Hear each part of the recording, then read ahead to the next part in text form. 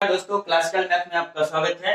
दोस्तों यहाँ एक टाइप का सवाल बनता है कि दिखाइए कि दो धनात्मक विषम पूर्णांक 4q+1 और 4q+3 के रूप का होता है जहाँ q एक पूर्णांक है। तो दोस्तों सवाल इस टाइप के कहीं भी सवाल हमें देखने को मिलेगा दो धनात्मक विषम पूर्णांक वाला, तो हम सबसे पहले करेंगे क्या, a बराबर लेंगे धनात्मक पूर्णांक। a बराबर क्या लेंगे, धनात्मक पूर्णांक ले लिए दोस्तों। अब हम लेंगे b बराबर धनात्मक पूर्णांक है, अब लेंगे b बराबर यहाँ लेंगे 4। अगर कहीं दोस्तों सवाल का टाइप चेंज रहेगा तो 6q या 6q+1 6q+3 ऐसे करके रहेगा तो वहां 6 लेंगे b बराबर।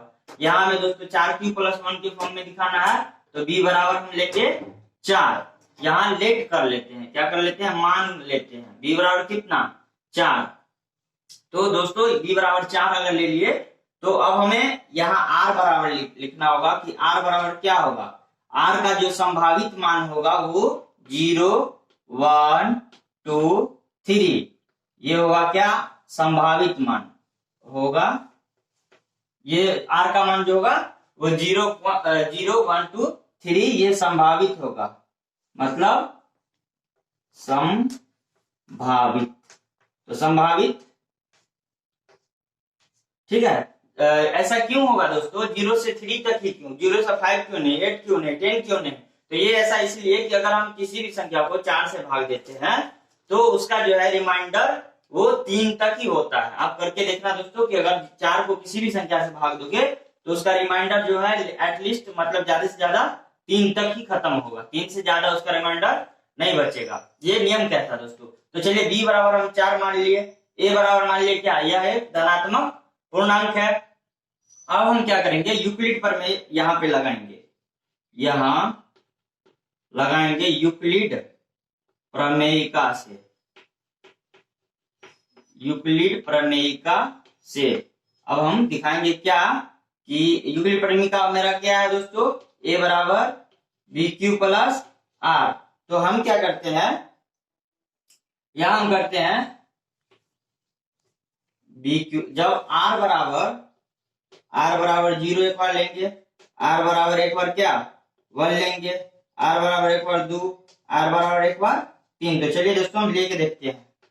तो यहाँ लीजिए, तो b का मान कितना लिए है 4 और q क्या है, पूर्णांक है तो q का मान नहीं पता है तो 4q प्लस यहाँ रिमाइंडर 0। फिर अब जब हम r बराबर 1 लेंगे ये भी होगा कितना, सीधे 4q होगा दोस्तों। अब हम क्या करेंगे कि r बराबर जब 1 लेंगे तो ये होगा 4q+1, रिमाइंडर क्या बचा दोस्तों 1, तो ये क्या हुआ 4q+1। जब r बराबर 2 लेंगे तो 4q+2, तो ये क्या हुआ 4q+2। अब है फिर r बराबर 3 लेंगे दोस्तों तो क्या होगा 4q+3, तो यहाँ क्या होगा दोस्तों 4q+3। अब हम इस चारों में देखेंगे दोस्तों, ये जो मेरा चारों रिजल्ट आया है इसमें हमें देखना है, क्वेश्चन मेरा क्या कह रहा है, इस चारों रिजल्ट में हमें देखना है कि कौन कौन जो है वो सम धनात्मक पूर्णांक है और कौन है इसमें विषम धनात्मक पूर्णांक। तो आप जैसा कि जानते हो दोस्तों कि किसी भी सम में या किसी भी विषम का जो फॉर्म होता है वो क्या होता है, हम जानते हैं कि x+2 जो है वो सम का भी फॉर्म होता है, कब, जब x बराबर सम हो, और x+2 जो है वो विषम का भी फॉर्म होता है, कब, जब x बराबर विषम हो। तो ठीक उसी तरीके से दोस्तों अगर यहाँ कोई हमें क्या लेना है, धनात्मक विषम पूर्णांक, तो धनात्मक विषम पूर्णांक अगर जब भी हम लेते हैं तो उसमें अगर 1 जोड़ देते हैं तो वो भी विषम ही होगा, और यहाँ 3 जोड़ देंगे तो वो भी विषम ही होगा। यानी कि हम कह देंगे यह एक क्या है, विषम पूर्णांक है, यह भी एक क्या है, विषम पूर्णांक है, और यह क्या है, सम पूर्णांक है। ठीक है दोस्तों, और यहाँ पे ये जो है वो सम पूर्णांक है और यहाँ हमें क्यू तो पता ही नहीं है। तो दोस्तों हम क्या करेंगे, इस तरीके से हम कह देंगे कि ये दोनों मेरा क्या है, ये दोनों क्या है, ये विषम है। तो हम दिखा दिए, यहाँ हमें दिख रहा है कि दो अगर धनात्मक विषम पूर्णांक लेंगे तो उसका जो r का वैल्यू होगा 0 से 3 तक तो ये जो इस फॉर्म में बनेगा ये हमारा दोनों क्या होगा, विषम होगा। तो हो गया मेरा दोस्तों यहीं तक खत्म। तो यहाँ भी एक चीज और लिख देंगे, यहाँ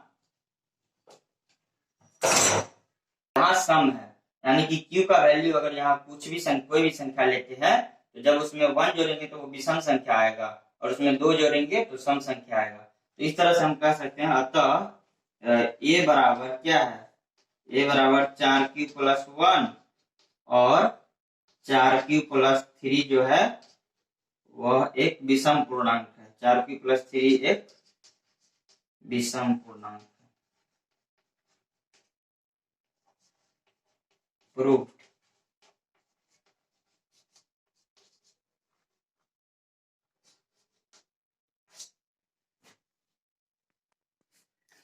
पिछले वाले क्लास में पढ़े थे दो महत्तम, यहाँ हम बोले थे 102 और 517, इस दोनों का मौसा निकाले कौन, यूक्लिड विभाजन से।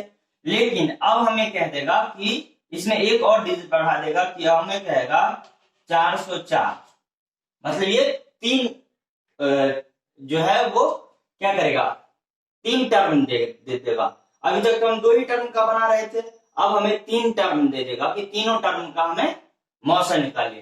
तो सिंपल है दोस्तों, तीनों टर्म का अगर हम मौसा निकालते हैं तो इसके लिए सबसे पहले इस दोनों का मौसा निकाल लेते हैं। अब इस दोनों का मौसा लाने के बाद जो मेरा आंसर आता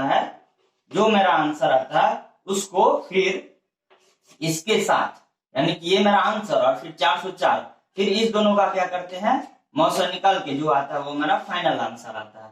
तो चलिए दोस्तों ये तरीका यही है और इसे हम इसी तरीके से सॉल्व करते हैं। तो हम क्या बोले थे वहां दोस्तों, यहाँ कंडीशन जो लगाए थे कि a बराबर bq + r, तो वहां r क्या होना चाहिए, वो 0 से बड़ा बराबर और b से छोटा होना चाहिए। तो अगर हम 102 बराबर 517 लेते हैं तो हमारा सॉल्व नहीं हो पाएगा। तो इसे अरेंजमेंट करते हैं, अरेंजमेंट मतलब इसे सजा के लिखते हैं। तो सबसे पहले बड़ा होता है दोस्तों, ठीक है, तो 517 और बराबर 102। ऐसा हम क्यों लिखे दोस्तों, क्योंकि अगर हम 517 से, अभी तक जैसा हम जान रहे हैं कि 517 से 102 में महत्तम लगेगा, नहीं लगेगा, लेकिन 102 से मतलब 517 में तो महत्तम लग जाएगा। इसीलिए हम इसे अरेंजमेंट करना पड़ा दोस्तों, इसीलिए हम इस प्रकार से अरेंज किया। तो अब आप लोग तो जानते ही हो दोस्तों, अब हम क्या करते हैं कि हम इसको कितना से गुना करें कि हमें इतना या इतना से कम आ जाना चाहिए। तो चलिए हम इसे गुना करते हैं। तो हमें नहीं पता है कि हम कितना से गुना करें, तो चलिए हम क्या कर लेते हैं दोस्तों, इतना से इसमें भाग दे लेते हैं। 102 से 517 में भाग दे देते हैं। तो 5 मरतबे लगा के देखते हैं दोस्तों, 5 दूना 10, फिर 1 और 5 1 5। जी हाँ दोस्तों, यहाँ मेरा लग गया, ठीक। तो यानी कि 5 से हम इसको गुना करते हैं, तो 5 से अगर इसको गुना कर दे तो मेरा रिमाइंडर क्या बचा, 17। तो जी हाँ दोस्तों, 17 रिमाइंडर बच गया। अब फिर क्या करते हैं, फिर 102 को यहाँ लिख देते हैं इज इक्वल टू रिमाइंडर को यहाँ, और फिर इसमें वही स्टेप करते हैं जो पहले स्टेप किए हैं। तो 17 से क्या करते हैं दोस्तों, 17 को फिर कितना बार पढ़ेंगे, या तो 102 या इससे कम, तो 17 5 85, 17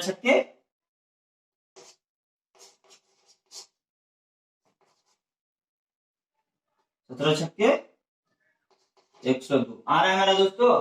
तो चलिए इसको सीधे 6 से मल्टीप्लाई कर दिए, तो 17 छक्के 102। तो यहाँ अगर 102, अब हम क्या करते थे दोस्तों, यहाँ तो रिमाइंडर इस तरह से लिखते थे, लेकिन हम क्या करते थे, ये जो दोनों का मेरा मल्टीप्लीकेशन आता था, इतना में से इसको घटा देते थे, तो हम यहाँ रिमाइंडर लिखते थे, यही है ना दोस्तों।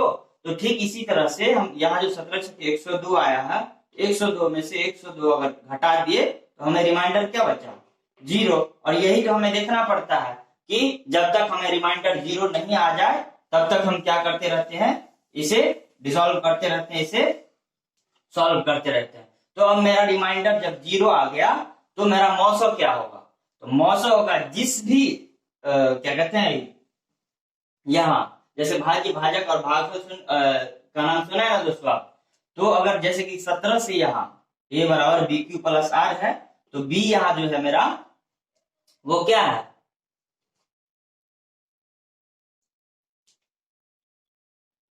भाजक है। ये 17 जो है क्या है दोस्तों, भाजक। तो जो जिस भाजक से रिमाइंडर 0 बच जाता है, जिस भाजक से रिमाइंडर 0 बच जाता है, वही भाजक क्या हो कहलाता है दोस्तों, मौसव कहलाता है। यानी कि ये 17 क्या कहलाएगा, मौसव। तो फाइनली क्या हो जाएगा, मौसव बराबर मेरा क्या आएगा, 17। और हम दोस्तों इससे पहले जो बताए हुए कि इस दोनों का मौसव जो आएगा उसको इसके साथ हम क्या करेंगे, फिर से मौसम निकालेंगे। चलिए दोस्तों अब हम करते हैं फिर 400, यहां लिखते हैं पुनः 404 बराबर 17। अब फिर इसको इसी तरीके से सॉल्व करेंगे, किस फॉर्म में, ए बराबर बी क्यू प्लस आर के फॉर्म में। तो चलिए हम करके देखते हैं, 17 से 404 में भागा देके देखते हैं। तो 17 गुना 34, 17 क्या 51, यहाँ 34, 6 4, 17 क्या 51, यहाँ 3 1, यानी कि 13 रिमाइंडर बराबर, यानी कि 17 का अंक अगर 23 से हम गुना करते हैं और इस दोनों को गुना करने पर इतना से घटाते हैं तो मेरा रिमाइंडर क्या बचता है दोस्तों, 13। तो चलिए अब फिर हम 17 को यहाँ लिखते हैं और इस 13 को यहाँ लिख देते हैं। अब 13 का अंक को 2 बार गुना करें तो 26 ज्यादा हो जाता है, तो एक ही बार गुना करेंगे।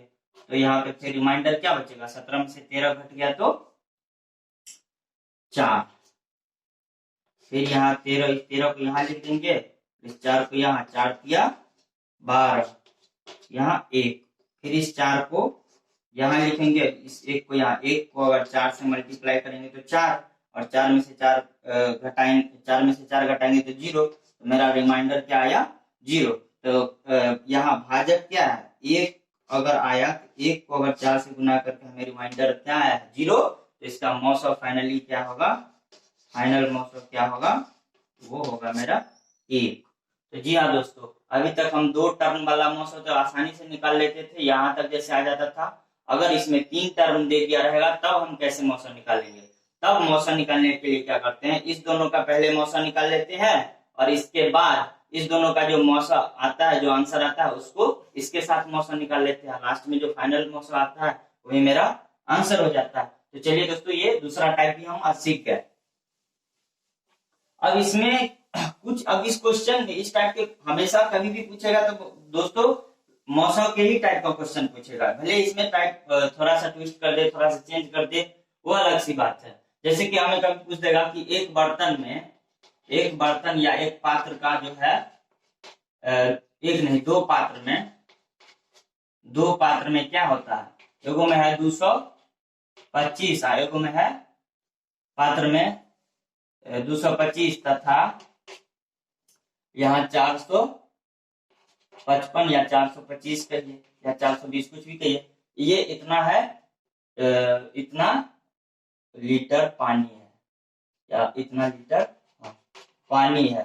तो अब कहेगा दोस्तों कि दोनों बर्तन में इसका औसत, या सीधे कहेगा सीधे कि दोनों का धारिता निकालिए। क्या कहेगा दोस्तों, तो महत्तम धारिता, महत्तम धारिता मतलब इस दोनों बर्तन में ज्यादा से ज्यादा कितना पानी आ सकता है, ज्यादा से ज्यादा कितना, महत्तम धारिता निकाले। महत्तम धारिता निकाले तो दोस्तों सिंपल है, ये क्या करेंगे, 425 और 225 का क्या करेंगे, ए बराबर बी क्यू प्लस आर के तरफ से मौसा निकाल लेंगे, जो मौसा आएगा वो मेरा धारिता आ जाएगा दोस्तों। तो इसमें चौथा टाइप का सवाल भी सीख गया दोस्तों। तो दोस्तों यहाँ तक तो हम सीख गए, ये मेरा फर्स्ट चैप्टर का था, पहला चैप्टर का ये 4 टाइप के क्वेश्चन।